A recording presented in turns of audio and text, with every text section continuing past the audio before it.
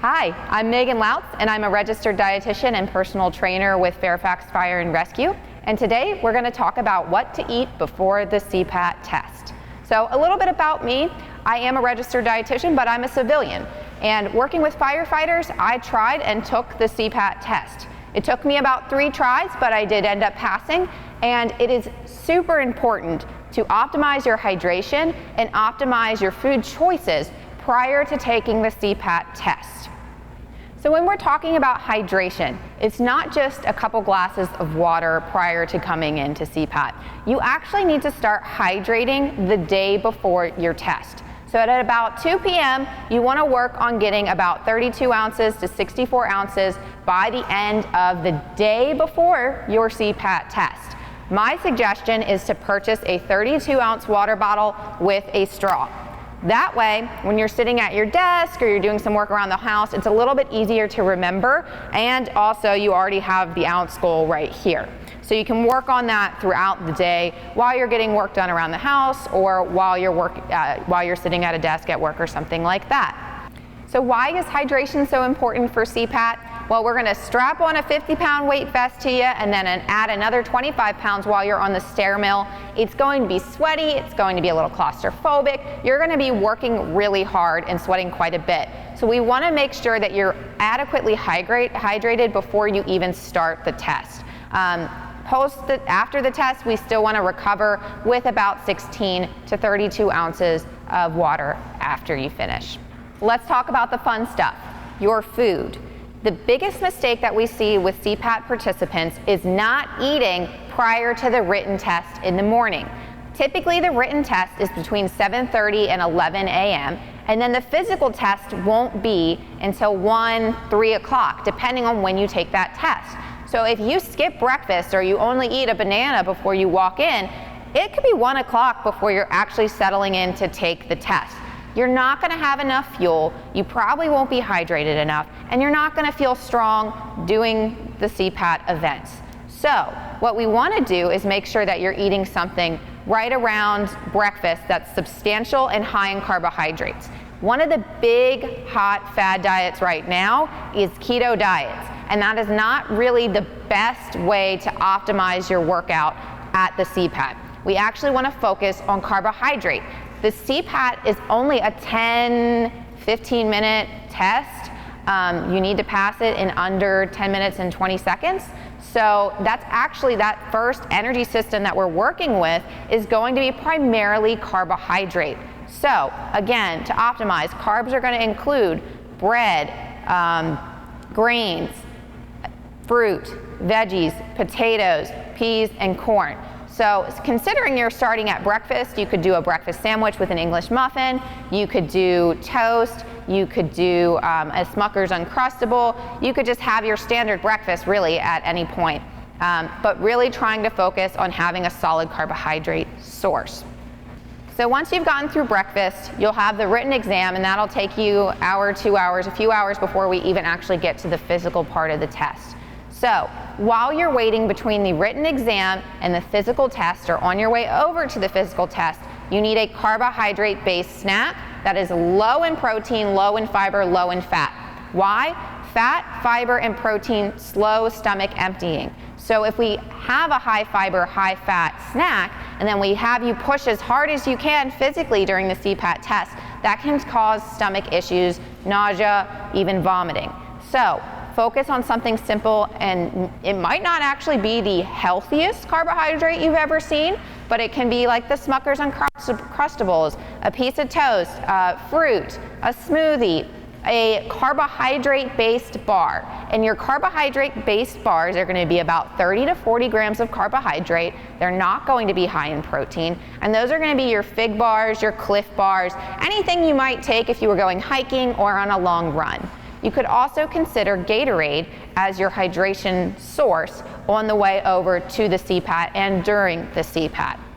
So that should be about 8 to 16 ounces of water on your way from the written test to the physical portion of CPAT. Once you've completed the CPAT, you still want to optimize your nutrition and your meals for the remainder of the day because it is a really hard physical test. Regardless of if you passed or not, chances are you're going to feel pretty sore. Having a meal that's high in protein, a moderate amount of carbohydrate, and a little bit of fat will help round out the rest of your day. So that could be a chicken sandwich if you had to grab something fast food or even make it at home. It could be a rice bowl or something from Chipotle or Cava. You can make those meals at home as well. It could be a protein shake and a piece of fruit if you have something in the evening to get to. But the goal would be roughly 20 to 40 grams of protein after the CPAT to help your muscles recover from a really high intense physical test. So what are some food options that you can stock your pantry or your locker, your car, your backpack with? Now, when you're coming to the CPAT test, it's better to overpack and have a lot of options that you're used to eating on a daily basis. If it's some sort of carb goo you've never tried before, now is not the time to try that before your actual test date. But if you have some applesauce pouches, maybe your kids have laying around, again, the Fig bars, your Cliff bars, Gatorade, Powerade, any of those sports drinks are a great option to sip on the way to the CPAT test, especially if your stomach is kind of nervous and upset. You could do some pretzels, you can do rice cakes, you could do some crackers. Really anything carbohydrate based, again, is going to be optimal prior to the CPAT test. After, you can consider your protein shakes, your protein bars. But if you've ever had like a protein bar right before doing a workout or something like that, typically your stomach doesn't handle that too well. So what happens if you have some stomach issues during the CPAT test? It's pretty common for people to get nauseous, have an urgency to go, muscle cramps, or low energy during the CPAT test, and this can prevent them from actually passing. So if you fail your first test, it's okay. We just need to troubleshoot that GI side of things, or maybe it's just a nerve thing.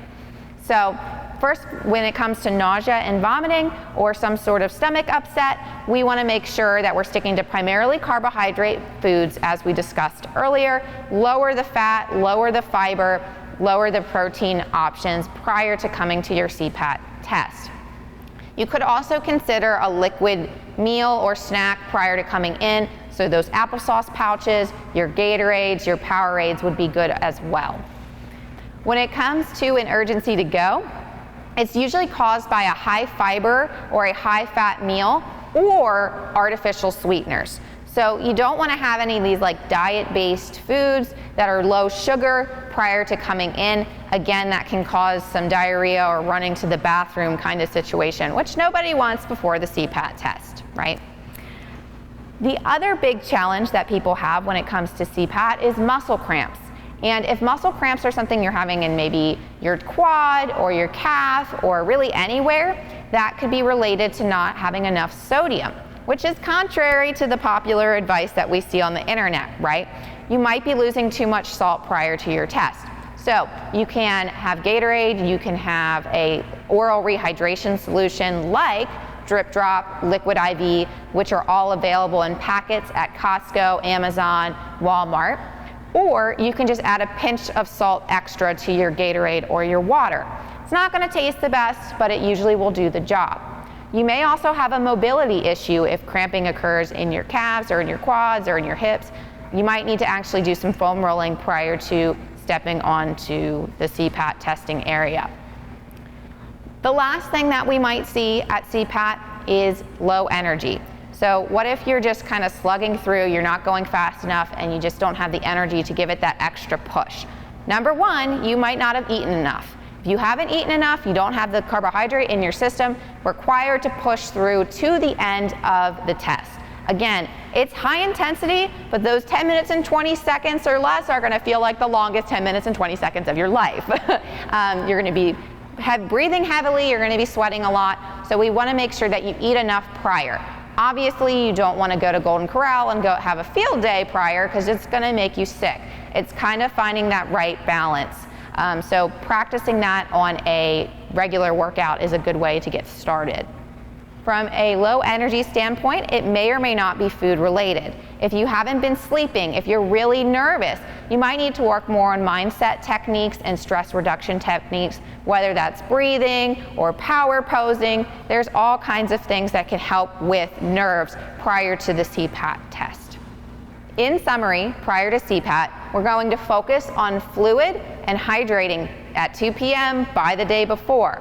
we're going to focus on carbohydrate-based snacks and breakfast prior to the CPAT.